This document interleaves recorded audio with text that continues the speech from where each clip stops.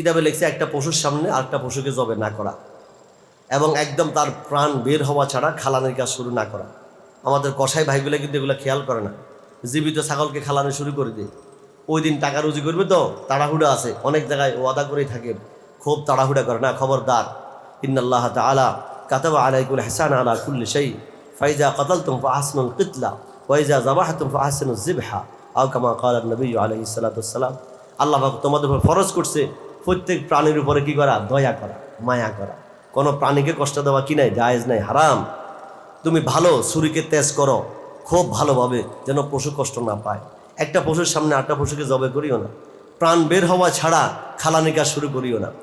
ইদানিং কি করে এরা, আমরা যারা এই মাসালা বলছি, এরা ছুরি একটা ঢুকাই দিই, কলিজা পর্যন্ত ঠাস করে ছেড়ে দিই ও রক্তগুলো তাড়াতাড়ি বের হওয়ার জন্য। এটাও ঠিক না, ধীরস্থিরভাবে তার সব রক্ত বের হবে। এই দমে মসফিটা তো হারাম, এটা ভিতরে যেন না থাকে, ক্রমান্বয়ে তরতিবের সাথে বের হবে। তোমরা যেভাবে আঘাত করতেছো ভিতরের দিকে, এটাও ঠিক না, নিষিদ্ধ আছে। এটা বুঝে আসছে না, ভিতরের দিকে ছুরি লাগাই দিয়ে কলিজা পর্যন্ত ছিদ্র করে দিয়ে সুন্নত তরিকা জবে এর লব্বা, এটা আছে না উঁচা জায়গা, এটা আর হলকবের মধ্যে ওখানে এখানে জবে করবে বলে ছুরি এমন ধারাইছে একদম কল্লায় পড়ে গেছে।